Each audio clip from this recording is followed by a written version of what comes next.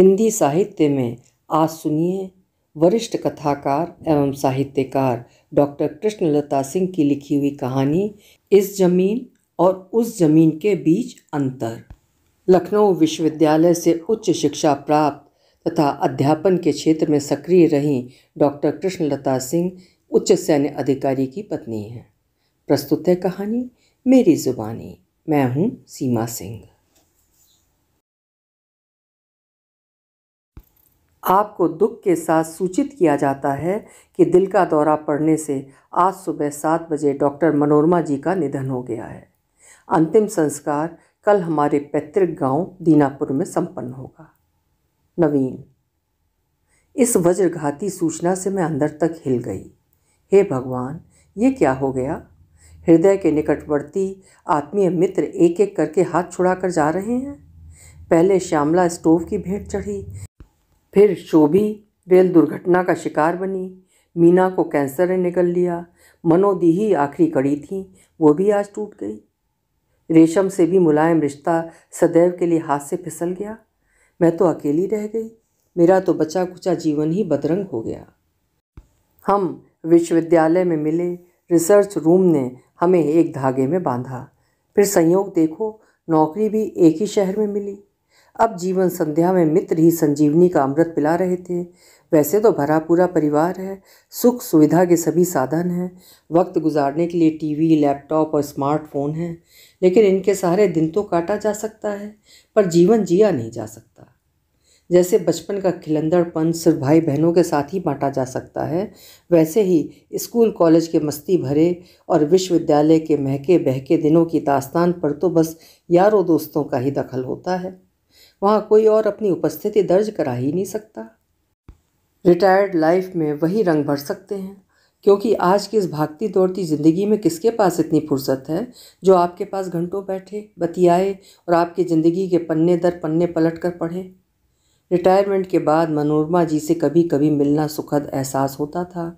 तब हम अपने अपने जीवन के अध्याय खोलकर बैठ जाते थे और एक एक पन्ने के एक एक शब्द को रस लेकर पढ़ते थे। तब हम सिर्फ हम होते थे, क्या खोया क्या पाया का लेखा जोखा रखते।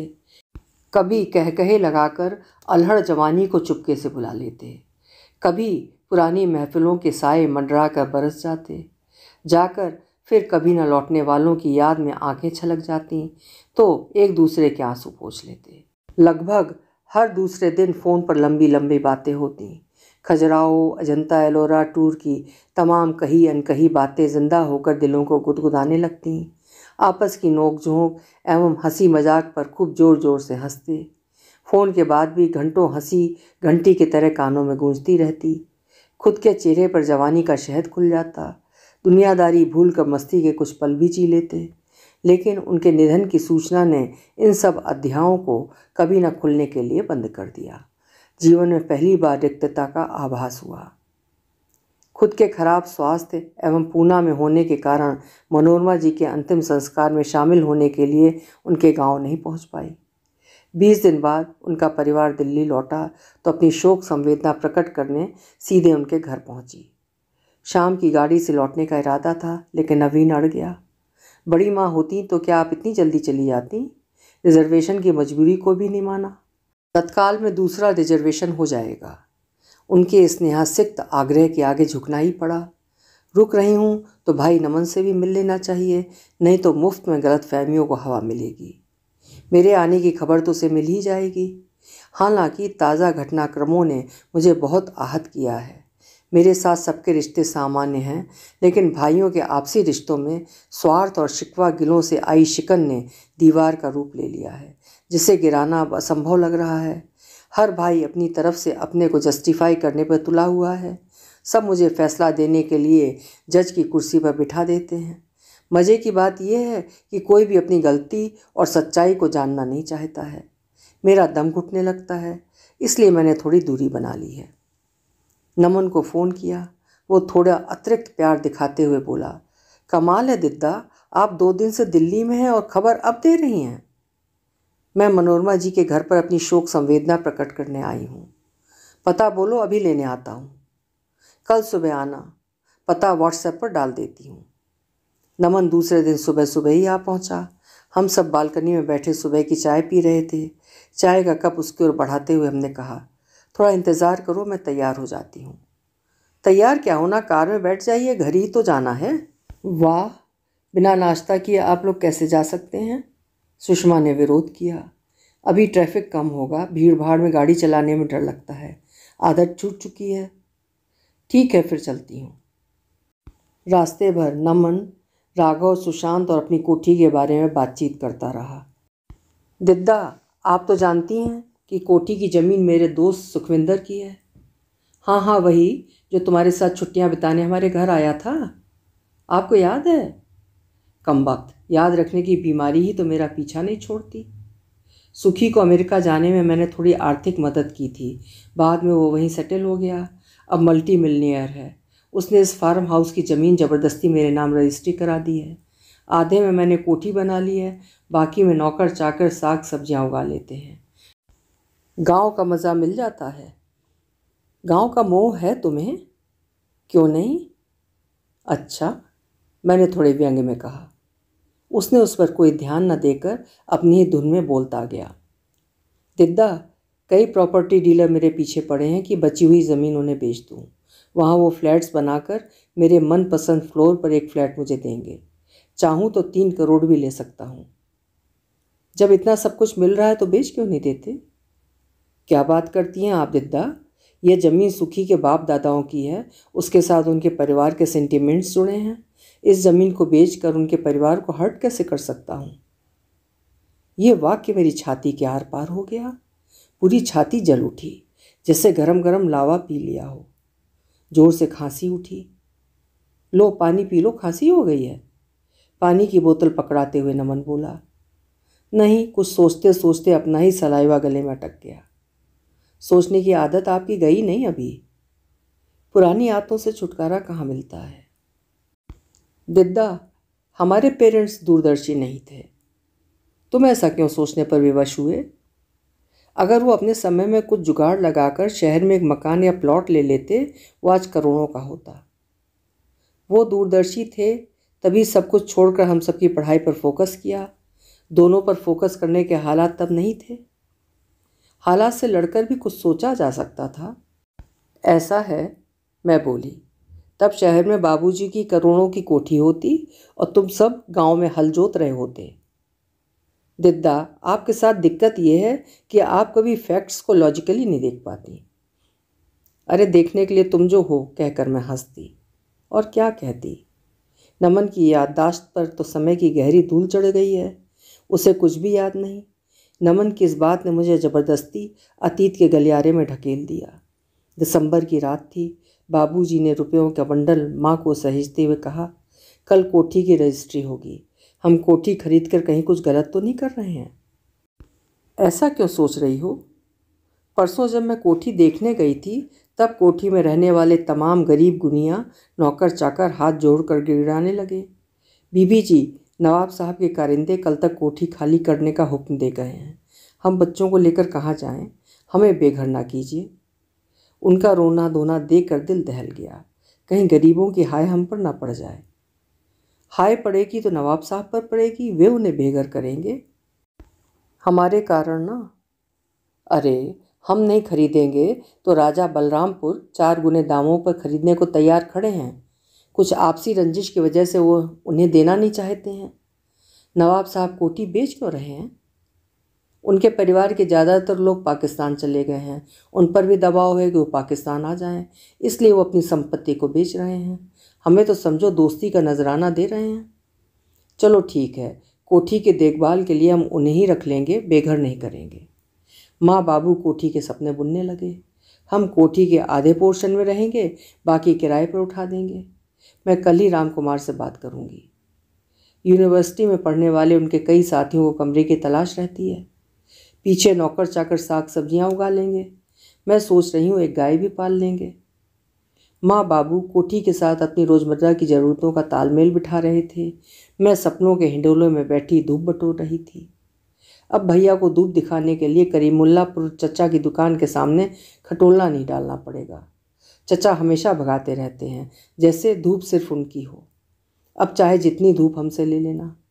राजा साहब की कोठी की तरह शायद हमारी कोठी में आम, अमरूद, अमरख, जामुन और शहतूत के पेड़ होंगे। नहीं होंगे तो लगवा लेंगे। गुलाब बाड़ी तो ज़रूर होनी चाहिए। हरी हरी घास के साथ रंग बिरंगे फूलों पर मंडराती तितलियों को पकड़ूंगी। सोचते सोचते मैंने सचमुच में ही तितली पकड़ने के लिए हाथ बढ़ा दिया, फिर चौंक कर हाथ पीछे खींच लिया। क्या हुआ दिद्दा? कुछ नहीं, कहकर मैं वर्तमान में लौट आई। लो घर आ गया, कहकर नमन ने झटके से उतरकर कार का दरवाज़ा खोला। आइए दिद्दा, आपका नए घर में स्वागत है। देखिए, माँ बाबू के नाम पर अपनी कोठी का नाम शशि शेखर निवास रखा है। कोई और खूबसूरत सा नाम तुम्हें नहीं सूझा? माँ बाप के नाम से खूबसूरत नाम और क्या हो सकता है? फिर माँ बाप के प्रति बेटों का भी तो कोई फर्ज होता है। मैंने उनका नाम अमर कर दिया। वाह नमन वाह, तुमने तो कमाल कर दिया। पत्थर पर नाम खुदवा कर उन्हें अमर कर दिया और एक झटके में ही सारे फर्ज निभा दिए। लोगों को तो वर्षों लग जाते हैं। नमन का चेहरा उतर गया। मुझे लगा अपने मन का आक्रोश और कुढ़न इस तरह प्रकट नहीं करनी चाहिए थी। मैं बड़ी हूँ, मुझे सारे विष पीकर अमृत ही उगलना चाहिए, पर तीर निकल चुका था। हालांकि ये सच था, अगर माँ बाबूजी जीवित भी होते तो उन्हें शशि शेखर निवास में रहने का सौभाग्य मिलता या नहीं, ये सबसे बड़ा यक्ष प्रश्न था। बाहरी आडंबर के लिए मातृ पितृ भक्ति का प्रदर्शन पत्थरों पर करना आसान है, लेकिन उन्हें अपने साथ आदरपूर्वक रखना, बीमारी हैरानी में उनकी देखभाल करना, उनकी ज़रूरतों को समझना और बात है। उसके लिए बड़ा कलेजा चाहिए, रमन की तरह। नमन ने आगे बढ़कर कहा, दिद्दा, पूरा घर मकराने के मार्बल से बनवाया है। ये यक्ष यक्षिणी के बड़े बड़े स्टैचू आप देख रही हैं? हाँ हाँ, आप बचपन में कहानी सुनाते समय यक्ष यक्षिणी का जिक्र करती थी। हाँ, कालिदास का मेघदूत मुझे पसंद था। कश्चित कांता विरह गुरुणा। बस वही याद करके मैंने कटक से विशेष रूप से मंगवाए हैं। कैसे लगे? शिल्पकार की रचना अप्रतिम है, इसमें संदेह नहीं। लॉन बहुत खूबसूरत लगा। एक तरफ लैंडस्केपिंग करके कृत्रिम झरना बनाया गया था, जिसमें पानी अर्धचंद्राकार छोटे से सरोवर में कल कल करता गिर रहा था। सरोवर में सफ़ेद और हल्के गुलाबी रंग की लिली खिली हुई थी। चिड़ियों की चहचहाहट भी सुनाई दे रही थी। चारों तरफ हरियाली का राज था। दीपा शायद अभी सो रही होगी। नमन ने बड़े प्यार से पूरा घर दिखाया, लेकिन माँ बाबूजी का अस्तित्व न कहीं नज़र नहीं आया। उनकी एक भी फ़ोटो दीवार या मेज़ पर नहीं दिखी। शायद माँ बाबू के फ़ोटो कोठी की भव्यता के अनुरूप नहीं थे। मेरी आंखें छलछल आईं। क्या हुआ? खुशी से आंखें छलक पड़ीं। दिद्दा, ये सब माँ बाबू और आपका आशीर्वाद है। मैं सोच रही थी कि आज नमन को माँ बाबू का बड़ा ध्यान आ रहा है। कहीं उसके मन में अपराध बोध तो नहीं जाग उठा है, या यूं ही मुझ पर झूठा इंप्रेशन जमा रहा है। दिद्दा, आप नहाना धोना करेंगी? नहीं यार, मैं तुम्हारी इतनी बड़ी कोठी में घूमकर थक गई हूँ। लॉन में पैर पसार कर सुकून से धूप और अखबार का मज़ा लूँगी। नहाने के लिए पूरा दिन पड़ा है। फिर मैंने कौन से मरे कुत्ते ढोए हैं? नमन हंस पड़ा। मैं आपके लिए चाय भिजवाता हूँ। दीपा को नाश्ते का इंतज़ाम करने के लिए बोलता हूँ, फिर बतियाते हैं, कहकर वो चला गया। मैं लॉन में सजी कुर्सी पर पाँव पसाकर अखबार पढ़ने का उपक्रम करने लगी, लेकिन घड़ी की सुई मुझे फिर पीछे खींच लाई। उस दिन अमन और मेरे बीच मीठी सी नोक-झोंक हुई थी। दिद्दा, अब मेरा कमरा अलग होगा, चाहे गंदा रखूं या साफ। वाह, गंदा कैसे रखेगा? कोई नवाबी है? रखूंगा, 1000 बार रखूंगा, देखता हूँ आप क्या करेंगी। चल, तुझे मैं अभी बताती हूँ कि मैं क्या करूँगी। मैंने कान खींचने के लिए हाथ उठाया था, पर वो भाग गया था। नमन की कई दिनों से तबीयत ठीक नहीं थी। अचानक आधी रात में हड़बड़ी मच गई थी। माँ जोर जोर से रो रही थी। नमन सांस नहीं ले पा रहा था। तुरंत डॉक्टर सिन्हा के नर्सिंग होम भागना पड़ा था। कोठी की रजिस्ट्री की रकम नमन के ऑपरेशन में खर्च हो गई थी। कोठी का सपना हम सबसे छिन गया था, लेकिन नमन मौत के मुंह से बच गया था। माँ ने कहा, कोठी मनहूस है। अगर उस दिन नमन सीरियस ना होता तो कोठी पर शशि शेखर निवास बाबूजी ने खुद लिखवाया होता। कोठी नहीं थी, फिर भी हम लोग किराए के छोटे से घर में खुशहाल थे। माँ के साथ पूरा परिवार नमन का ध्यान रखता था। पढ़ाई में मेहनती और तेज बुद्धि होने के कारण माँ बाबू ने सारी उम्मीदें नमन पर लगा दी थीं। कहते थे ये लड़का एक दिन बड़ा अफसर बनकर पूरे परिवार को तार देगा। वक्त ने करवट ली, जिंदगी में नया मोड़ आया। बाबा की मृत्यु के कारण बाबूजी को नौकरी छोड़कर गांव की खेतीबाड़ी देखनी पड़ी। बाप दादाओं की जमीन को वीरान तो नहीं कर सकते थे। बची खुशी बचत से व्यापार में भी हाथ डाला। शहर में कोठी के सपने फिर कुलबुलाने लगे थे। अब की कोठी खुद बनवाने का इरादा था। रिक्शों पर लद कर हम सब प्लॉट देखने गए। शहर से दूर जंगल जैसी जगह पर प्लॉट देखकर बड़े भैया बिदक गए। बाबूजी, यहाँ तो चोर डाकुओं का डर है, कोई मार के डाल जाएगा, किसी को हफ्तों पता भी नहीं चलेगा। माँ ने भी कहा, आप तो यहाँ रहते नहीं, बच्चों का स्कूल, बाजार, स्टेशन, अस्पताल सभी कुछ बहुत दूर होगा। वक्त बेवक्त बच्चों की बीमारी हैरानी में मैं अकेली क्या करूँगी। नमन की बीमारी को याद कर बाबूजी भी डर गए। कोठी फिर से हाथ से फिसल गई। उधर बाबूजी के साझेदार कल्याण सिंह की हेराफेरी और बेईमानी के कारण कारखाने का दिवाला निकल गया। पूंजी डूब गई, कर्ज चढ़ गया। अभाव और संघर्ष का दौर शुरू हो गया। नौकर चाकर खाने पीने, पहनने ओढ़ने, घूमने फिरने, मौज मस्ती में कटौती शुरू हो गई। स्वभाव से फक्कड़ और आवारागर्दी पसंद अमन अचानक बड़े जिम्मेदार बन गए। हम दोनों पढ़ाई के साथ साथ ट्यूशन भी लेने लगे। माँ भी स्कूल के बाद घर पर बच्चों को पढ़ाने लगी। छोटे रमन ने घर की व्यवस्था संभाली। परिवार का हर सदस्य संघर्ष कर रहा था, सिवाय नमन के। नमन हॉस्टल में था। सबने मिलकर उस तक संघर्ष और अभाव की आंच नहीं पहुंचने दी। सीनियर कैम्ब्रिज के बाद उसे शहर के प्रतिष्ठित कॉलेज में दाखिला दिलाया गया। नमन की उपलब्धि ही सबकी उपलब्धि है, ऐसा मानकर पूरा परिवार चल रहा था। ऊपर वाले मकान में पानी मुश्किल से रात में चढ़ता था। पहले पानी का काम नौकर करता था। अब माँ बेचारी रात में उठकर पीने के लिए पानी भरती। कभी ज़्यादा आ गया तो ड्रम भर लेती, पर ज़्यादातर ड्रम खाली ही रहता था। नीचे वाले किराएदारों की कृपा से कुछ बाल्टी पानी मिल जाता था। नीचे से पानी रमन ही लाता था। कभी कभी अमर और हम भी मदद कर देते थे, लेकिन नमन से कभी एक लोटा पानी लाने के लिए नहीं कहा गया, बल्कि उसे नहाने का पानी भी रमन ही लाकर देता था। माँ अभी भी मानकर चल रही थी कि बचपन की बीमारी के कारण वो नाजुक है, साथ ही उसकी पढ़ाई में डिस्टर्ब होगा। कितने मूर्ख थे हम सब। किसी ने नहीं सोचा कि रमन भी तो पढ़ने में अच्छा है। हाई स्कूल गणित में विशेष योग्यता के साथ प्रथम श्रेणी में पास किया है। घर के कामों से उसकी पढ़ाई भी तो डिस्टर्ब होती है, ध्यान बंटता है। नमन कहता, यार रमन, पढ़ते पढ़ते थक गया हूँ, जरा चाय हो जाती। ठीक है भैया, चाय के साथ चिप्स भी तल दूँ। अरे वाह, नेकी और पूछ पूछ। रमन, मेरी कमीज प्रेस कर देना, अभी यूनिवर्सिटी जाना है। अभी कर देता हूँ। मेरी साइकिल में हवा चेक करा लेना, नहीं तो मुसीबत में फंस जाऊँगा। अच्छा भैया, ज़रा पानी पिला देना। लो भैया, मेरे दोस्त राजन के घर ज़रा किताब दे आना। मैं जाऊँगा तो 1-1.5 घंटा बर्बाद हो जाएगा। तिद्दा, बिस्तर पर बैठकर पढ़ने से नींद आती है, एक मेज़ होती तो अच्छा होता। हाँ हाँ, क्यों नहीं। मेज के साथ साथ एक सुंदर सा टेबल लैंप भी ले आई थी। घर में एक टेबल फैन था। गर्मी सबको लगती थी, लेकिन पहली प्राथमिकता नमन के लिए थी। पूरा परिवार एक व्यक्ति को बड़ा बनाने के लिए कटिबद्ध था। जैसे नमन के अफसर बनते ही परिवार में खुशहाली का शामियाना तन जाएगा। लेकिन हम सब गलत थे। नमन की नौकरी लगी, लेकिन सिर्फ अपने लिए। नमन ने सिविल लाइंस पर नया घर किराए पर लिया, लेकिन घर का खर्च अभी भी माँ बापू ही चला रहे थे। धूमधाम से उनकी शादी हुई। बहू के आते ही माँ की पुरानी गृहस्थी पैक होकर स्टोर में डाल दी गई। नई चमचमाती गृहस्थी सज गई। साल भर बाद ही नमन IAS में सेलेक्ट हो गया। पास पड़ोस के साथ पूरे परिवार ने खुशियाँ मनाई। ट्रेनिंग के बाद पोस्टिंग मिलते ही नमन अपने परिवार और अपनी नई गृहस्थी को लेकर चला गया। रमन की फाइनल की परीक्षा में भी 3 महीने बाकी थे। नए मकान का ऊंचा किराया चुकाना माँ बाबूजी के बस की बात नहीं थी। नमन ने एक बार भी नहीं कहा कि 3 महीने का किराया मैं चुकाऊंगा। गांव वापस जाने के सिवाय माँ के पास कोई अन्य विकल्प नहीं बचा था। तब अमन ने आकर कुछ व्यवस्था की थी। नमन ने तो घोंसले से उड़े परिंदे की तरह कभी पलटकर नहीं देखा।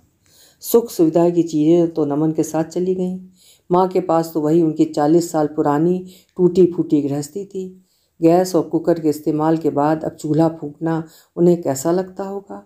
नमन ने यह जानने की भी जरूरत नहीं महसूस की। नाश्ते की आवाज़ से मैं फिर वर्तमान में लौट आई। नाश्ते के बाद नमन और दीपा ने अपनी यूरोप विजिट की सीडी लगा दी। सोनी के लेटेस्ट मॉडल के 48 इंची टीवी पर सीडी देखने का मज़ा ही कुछ अलग था। साथ ही साथ वो मज़ेदार बातें भी सुनाता जा रहा था। उसने बताया, दिद्दा, ज्वेलरी शॉप में गए बिना दीपा की शॉपिंग पूरी नहीं होती। दीपा ने उसे गुस्से से निहारा। एक शॉप पर सुशांत और मान्या को एक अंगूठी पसंद आ गई, लेकिन कीमत देकर उसने अंगूठी वापस रख दी। अंगूठी 4 लाख की थी। मैंने फ़ौरन खरीद ली। अच्छा किया, राघव की शादी के मौके पर प्रेजेंट कर देना। अरे, लड़की दामाद को देने के लिए हर दिन मौका होता है। मैंने तो उसी समय उसकी उंगली में पहना दी। जानती हो दिद्दा उसने क्या कहा? Papa love you, you are the best papa in the world. नमन के चेहरे पर आई मुस्कुराहट में दर्द दपदपाने लगा, लेकिन मेरे अंदर कुछ गहरे तक चुप गया। अतीत फिर एक बार मुंह खोलकर सामने खड़ा हो गया।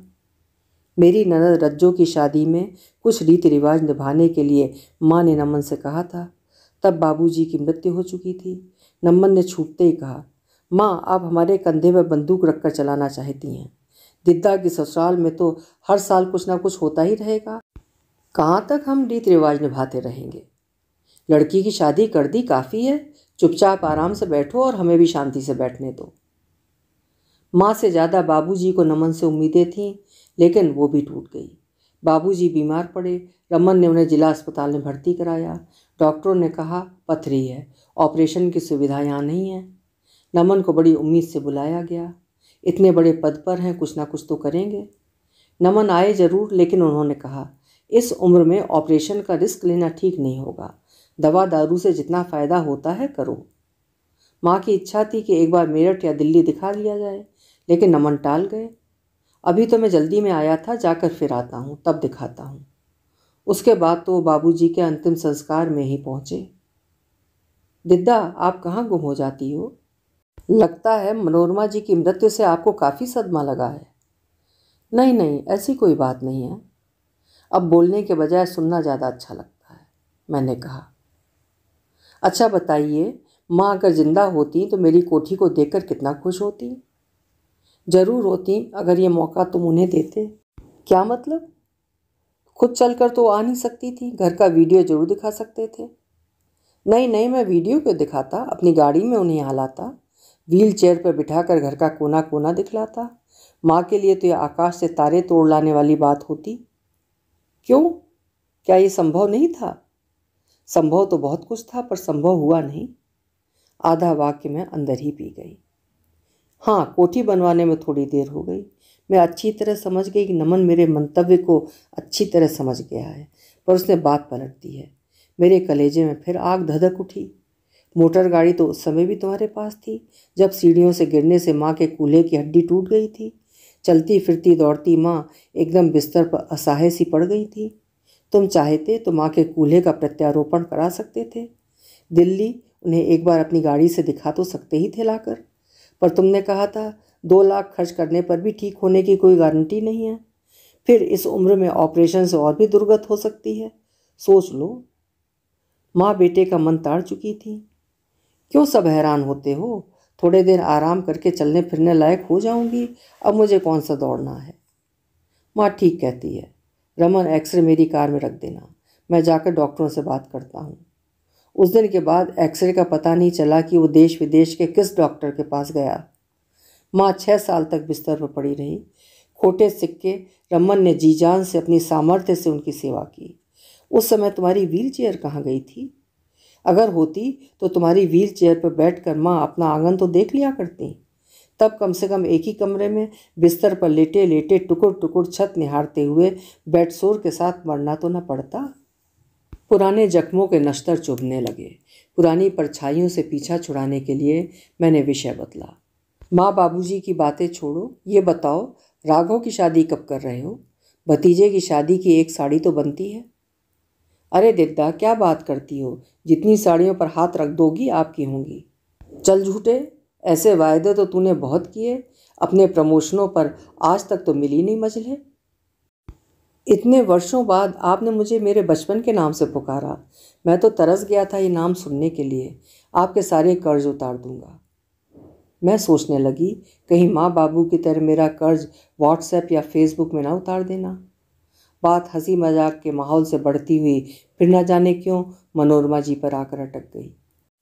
दिद्दा, मनोरमा जी ने तो अपनी जमीन जायदाद बेच दी होगी।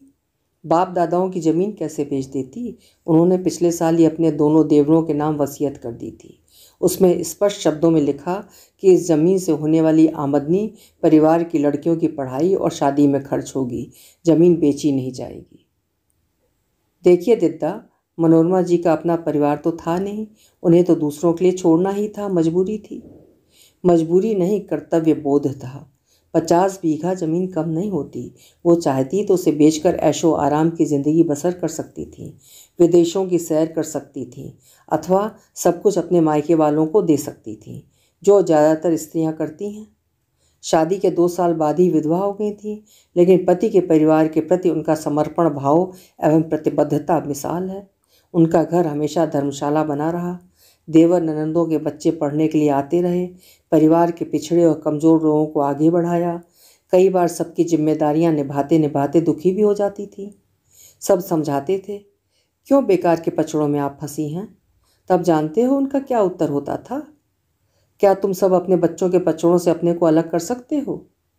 फिर कहने के लिए कुछ शेष नहीं रह जाता था।